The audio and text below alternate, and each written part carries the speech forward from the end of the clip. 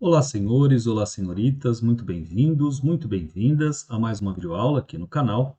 Dessa vez, uma aula de literatura, dando continuidade aos nossos estudos sobre o classicismo em Portugal e iniciando a épica camoniana, ou, especificamente, vamos falar aqui sobre os Lusíadas.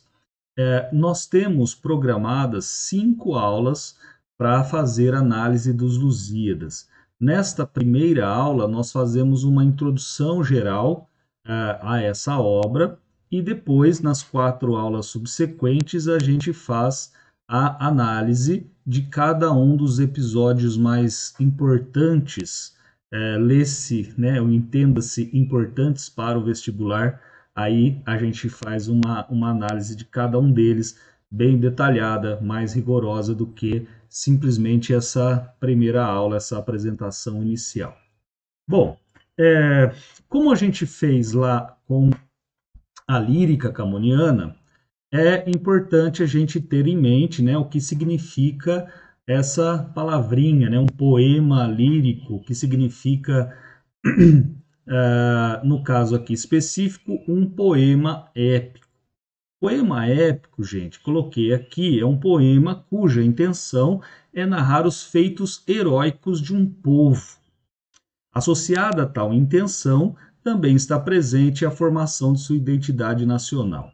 Então, quer dizer, em outras palavras, gente, um poema épico é aquele que vai narrar a história de um herói, certo?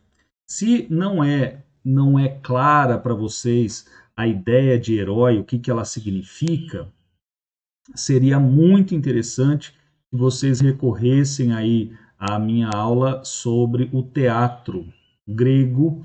Nessa aula eu falo especificamente sobre as características que levam alguém a ser considerado herói, e faço também na aula sobre a Medeia, faço uma análise bem também rigorosa de como que a Medeia ela se apresenta como a heroína ou como a anti-heroína do poema, né? Do poema que leva o seu mesmo nome. Bom, então eu coloquei aqui poema cuja intenção é narrar os feitos heróicos de um povo. Por quê, gente? Porque do povo e depois eu falei narrar os feitos de um herói. Porque dentro da épica, e ó, só para a gente ficar bem atento, afinal de contas, o Camões ele vai beber da fonte de 2 poemas épicos por excelência. O primeiro, o de Homero, a Odisseia, e o segundo, de Virgílio, a Eneida. Então, também não é só, né, também não são só esses, mas especificamente esses dois são 2 poemas que têm muita semelhança com a épica camoniana, né? Então, Camões ele quase que, em alguns momentos, ele faz até aquela ideia da emulação, né? Ou seja, da cópia explícita, inclusive, de alguns trechos, de algumas partes, de alguns personagens referentes a essas obras anteriores. O que nós já comentamos nas aulas passadas, que era muito comum, ou seja, a emulação. Hoje, enquanto nós não aceitamos esse tipo de prática, afinal de contas, ela é considerada plágio, dentro do período clássico, você copiar, você emular, você fazer referências explícitas a algum escrito, alguma obra anterior à sua própria, era uma atitude a ser louvada, né, por reconhecimento daquilo que foi produzido e etc. Bom, então é bom termos em mente isso. E se você olhar para tanto Homero quanto a Eneida, lá do Virgílio, o que você perceberá? Você perceberá a presença de um herói, no caso nós temos Ulisses para o primeiro e nós temos o Enéas para o segundo. Esses dois sujeitos, embora eles sejam de fato a personificação do herói, eles também são a personificação do seu povo, né? Do seu povo. Então, quando eu coloco narrar os feitos heróicos de um povo, fica subentendido o seguinte, que o indivíduo, né, o ser particular, repito, no caso do Homero, o Odisseu, ou Ulisses, no caso da Eneida, o Enéas, e no caso de Camões, Vasco da Gama, esses sujeitos, eles incorporam todas, digamos, as características, né? O ethos, manja o ethos grego, a palavrinha, eles incorporam todo o ethos de um povo, né? Todas as características de um povo acabam se incorporando, se afunilando nessa figura, certo? Bom, e além disso, né? Então, associada a essa ideia da narração, ou seja, do percurso que o herói irá passar, nós temos como consequência da bendita, né? Disse a vocês, eu vou usar algumas palavras aqui que elas têm um significado muito específico. Assistam lá a aula sobre teatro grego, está lá na parte de História da Arte, certo? Assistam que vai ficar ainda mais claro para vocês as palavras que eu estou usando aqui, os termos que eu estou usando aqui. Bom, então, o percurso, né? Então, quer dizer, até que a realização da bendita, né? Até que a realização daquilo que estava proposto de fato se efetive, ou melhor, quando a bendita é realizada, é efetivada, nós temos a formação da identidade nacional. Então, quer dizer, todo poema épico ele vai trabalhar com essas duas ideias. A ideia que está subjacente, a ideia que está fundamentando, o propósito que fundamenta, certo? A criação de um poema épico é essa formação da identidade nacional. Vejamos, vamos considerar, à luz de quando esses poemas foram escritos, eles são de suma importância. Afinal de contas, o que Homero está fazendo é dando uma identidade, uma essência ao povo grego, enquanto que enquanto que o Virgílio está dando, a partir da sua Eneida, ele está dando a identidade ao povo romano. Afinal de contas, o herói lá, o Enéas, ele parte da Grécia para fundar Roma, certo? E no caso do Camões, é praticamente a mesma coisa. Já existe Portugal, né? O Vasco da Gama ele sai de Portugal para retornar a Portugal. E quando ele retorna a Portugal, a identidade do seu povo está cristalizada, né? Cristalizada. Essa é a ideia, né? Essa é a ideia. Bom, então, né, fazendo essa definição aí do que é o poema épico, a gente passa para a sua estrutura, não do poema épico, mas do caso dos Lusíadas, fique bem entendido. Os Lusíadas, gente, ele é publicado em 1572.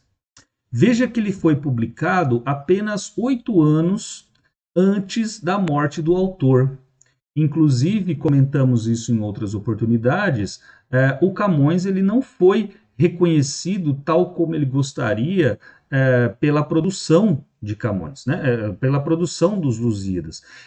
Isso porque, embora exista uma dedicatória lá no canto 1, uma dedicatória ao rei de Portugal em questão, né, à época, que era Dom Sebastião, embora existisse essa dedicatória, embora toda a composição altamente racionalizada, arquitetada, né, milimetricamente calculada, ele não teve os louros em vida. Ele só teve reconhecimento posteriormente. Gente, esse posteriormente não é logo em seguida, né? Não é imediatamente em seguida. Ele se deu no início do século XVII. Então, 1602, 1605, se começou a olhar para a obra camoniana com maior cuidado, né? E aí ele foi uma explosão, quer dizer, ele foi uma sumidade, enfim. Bom,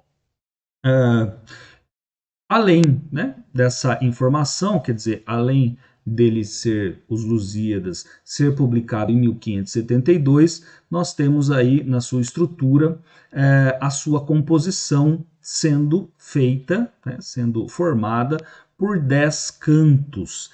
Cantos, gente, são conjuntos de estrofes.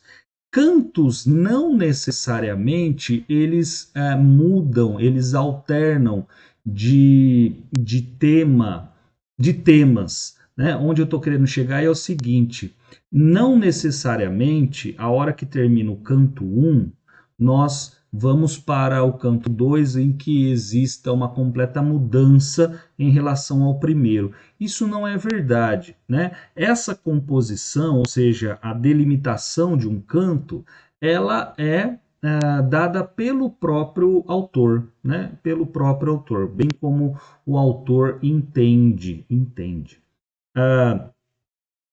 Bom, esses 10 cantos, né? Conjuntos de estrofes, eles perfazem 1102 estrofes, velho. Você manja o que é estrofe, né? O conjunto de versos lá, né? 1102 estrofes de 8 versos cada.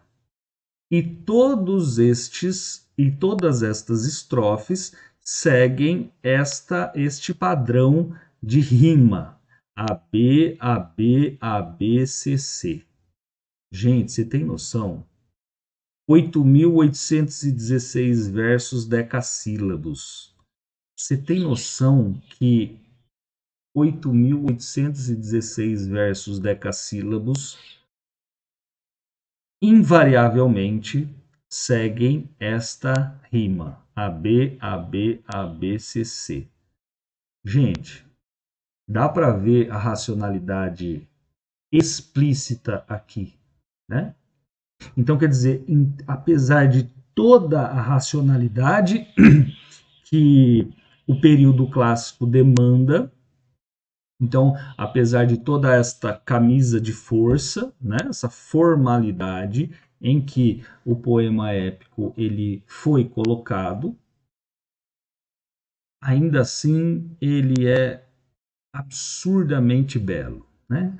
Ainda assim ele é absurdamente intempestivo. Ainda assim, ele é absurdamente passional. Passional. Então, dá para a gente perceber, levando em consideração o conteúdo da obra com a, a forma da obra, essa dualidade que não se extingue jamais entre o racional e o irracional. Eu não colocaria irracional, entre aquilo que é racional, aquilo que é meditado, aquilo que é construído e mediado, e aquilo que é pulsional, aquilo que é impulsivo, aquilo que é libidinal, né? Libidinal.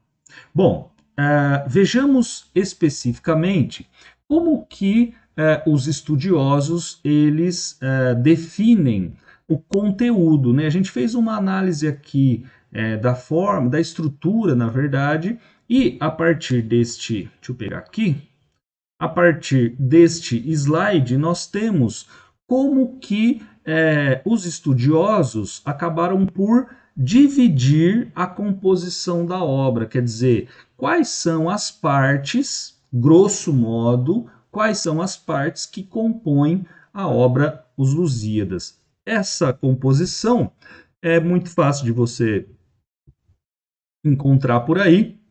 Eu faço, como eu disse, né? Essa é a primeira aula para que vocês tenham uma primeira impressão, uma primeira sensação dessa obra, e a partir da segunda aula, aí sim a gente vai diretamente à análise de cada um dos pontos principais que eu disse a vocês. Então, aqui ainda nós temos as 5 partes que compõem aí o poema Os Lusíadas, certo?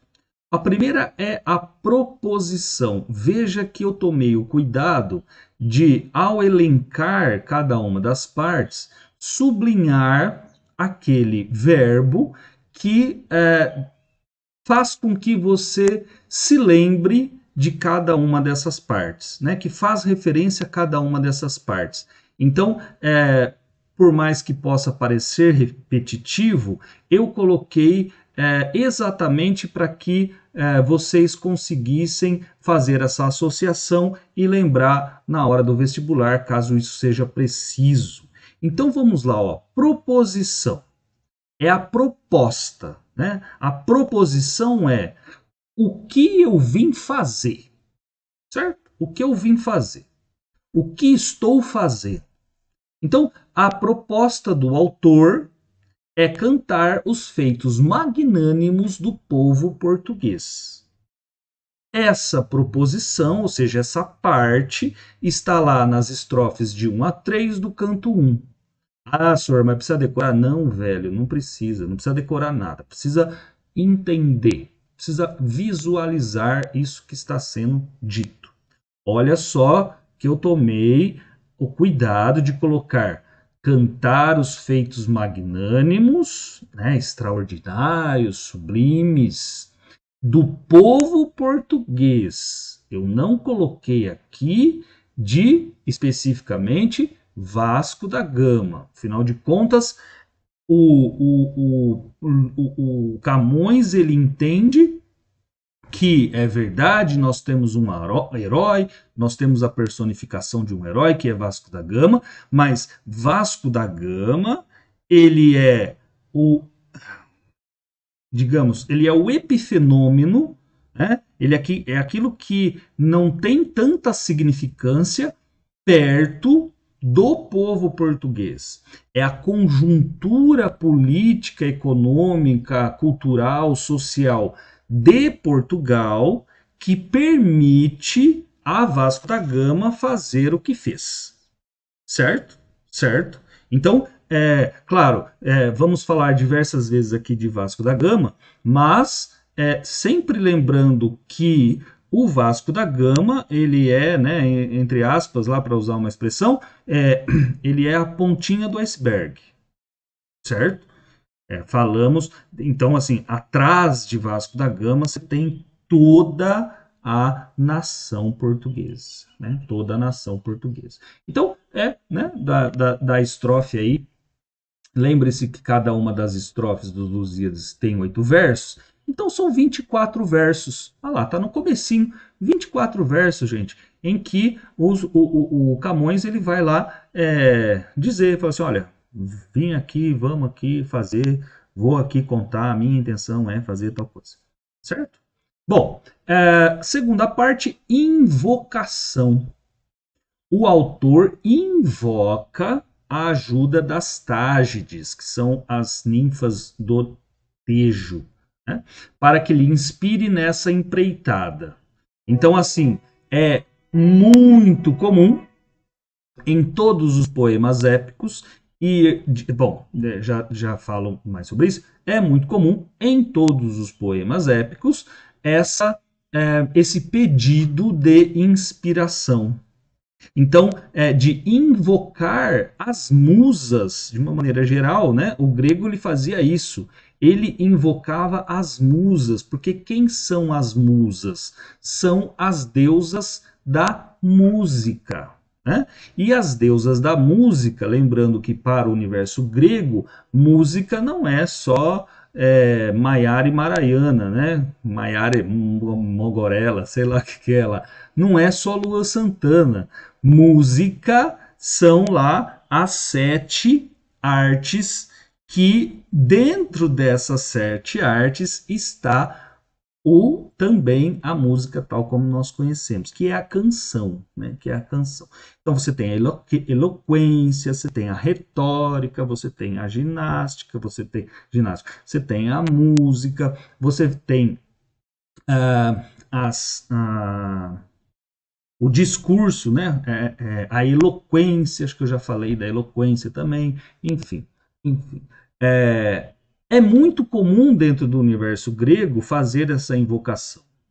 E, inclusive, né, o que eu ia falar e acabei me cortando, é que mesmo na filosofia, se você olhar para o surgimento da filosofia, manja, lá no século VI a.C., os pré-socráticos, eles também faziam a mesma coisa.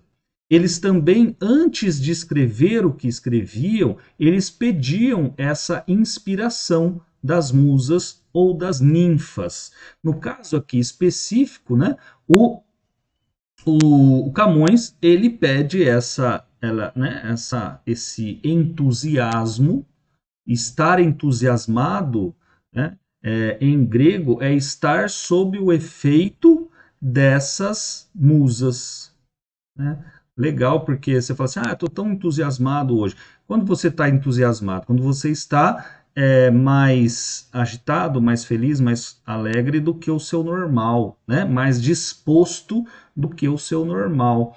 E é isso o que os autores, todos eles, velho, sem exceção, isso é sem exceção até o século V antes de Cristo, quando aí já Platão, Aristóteles, eles não vão mais fazer essa invocação, afinal de contas, a filosofia, ela, embora por um lado esteja associada ao mito, até Platão, até Aristóteles, é, ela, embora esteja associada, ela também quer se desvencilhar da mitologia e, portanto, essa invocação ela deixa de existir. Mas dentro da arte isso permanece, né? Isso permanece. E é o que o Camões vai fazer. Ele pede ajuda, ele pede esse entusiasmo, ele pede essa força a mais para levar a cabo a sua empreitada, que ele sabe ser gigantesca, monumental,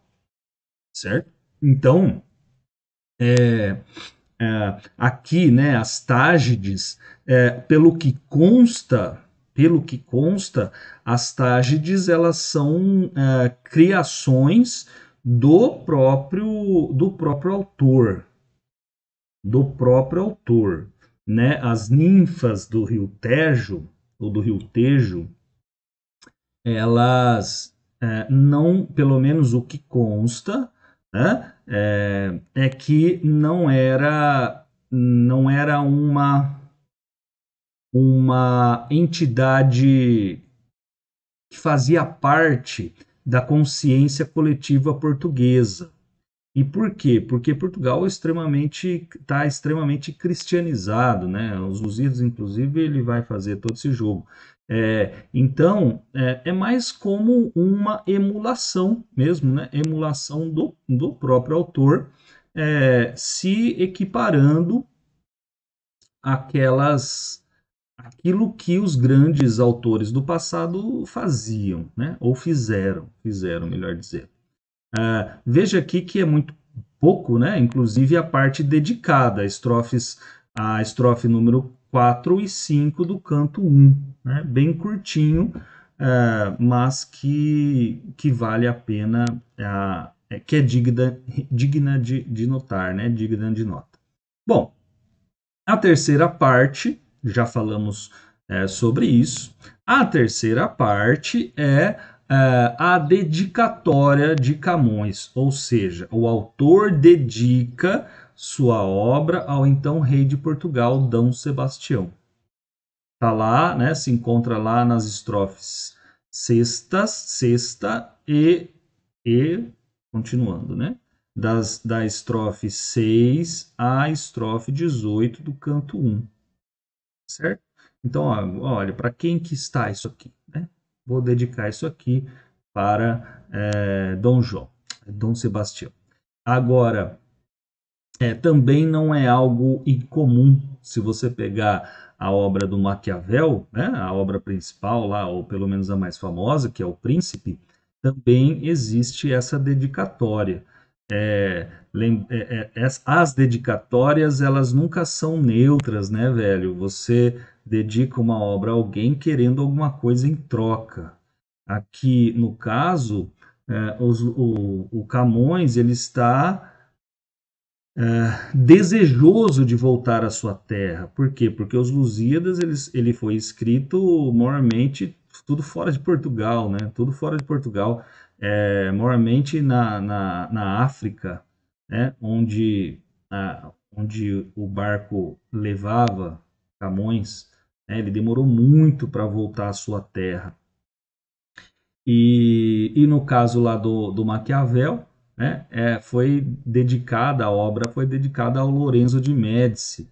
Por quê? Porque o Maquiavel ele estava mal das pernas, ele tinha sido desempregado, né? Ele estava desempregado, ele queria de volta o seu cargo, né? Cargo à época de chanceler. Bom, até essas três partes aí, elas são, claro que importantes, elas têm a sua função específica. Agora, o grosso, quer dizer, o que encanta a todos e o que se discute praticamente da obra dos Lusíadas é a quarta parte, que é a narração, né? A narração. O autor narra a viagem de Vasco da Gama e seu séquito, quer dizer, né, os seus seguidores, os seus amigos e, enfim, seu séquito às Índias. Então a narração, esse quarto período, ele é o mais importante, por quê? Porque ele vai narrar a saída de Vasco da Gama de Portugal, passa lá pelo Cabo das Tormentas ou Cabo da Boa Esperança, faz a circunnavegação e volta para Portugal. Evidentemente que essa parte da narrativa, né, da narração, é aquela que toma a maior parte do poema. Né? Vai lá da 19ª estrofe do canto 1 a 144ª estrofe do canto 10, lembrando que nós temos 10 cantos. Então, a narração, ela começa já no canto 1 e ela só termina praticamente quando o livro acaba, né? Praticamente quando o livro acaba. E a última parte aí da composição é o epílogo, é o fim, né? Epílogo significa isso, é o fim da narrativa. Mostra não fim no sentido de objetivo, tá, gente? Esse fim no sentido de objetivo é lá na proposição. Olha o que eu quero com esta obra, certo? Epílogo é o fim da narrativa. Mostra a desilusão, isso é importante, né? Mostra a desilusão do autor em relação ao atual estado político em que sua nação se encontra. Ou seja, expõe a decadência da sociedade portuguesa. Então, isso vai ficar bem claro dentro das análises dos episódios aí tidos como os mais importantes, mas é bom já a gente pelo menos mencionar. Lá no epílogo existe essa, então, beleza, Vasco da Gama voltou, tá todo mundo feliz, porém, lá no epílogo, ou melhor, porém, esta felicidade de Vasco da Gama ter conseguido, né, a descoberta das Índias é uma alegria que durará pouco. Por quê? Porque o atual estado em que, né, o contexto, em outras palavras, o contexto social histórico que o Camões está vivendo é um contexto histórico de completa corrupção, seja dos valores, né, dos valores morais, evidente, seja da própria organização política. Tanto é verdade, quer dizer, Camões foi tão sensível a esse ponto que pouco depois da sua morte e pouco depois dele fazer toda essa exposição da decadência da sociedade portuguesa, lá é formada a União Ibérica, em que a Espanha toma Portugal. Né? Então, novamente, três séculos e meio, 3 séculos e meio depois, Portugal volta a ser dominado pela Espanha. Certo, gente? Bom, então, nessa primeira aula nós ficamos por aqui. A intenção dessa aula é simplesmente sensibilizá-los para o que vamos ler, né, para o que vamos estudar, para que você tenha o plano da obra assim, bem ainda geral do que se trata, né, qual é a proposta aí toda dos Lusíadas, e a partir então da próxima aula a gente vai começar a estudar os 4 episódios mais importantes deste épico, que é o Velho do Restelo, o episódio, né, do Velho do Restelo, da Inês de Castro, do Gigante Adamastor e a Ilha dos Amores. Beleza, gente? Então tá bom. Um beijo para vocês, muito obrigado pela atenção, pela paciência e até a próxima aula. Valeu!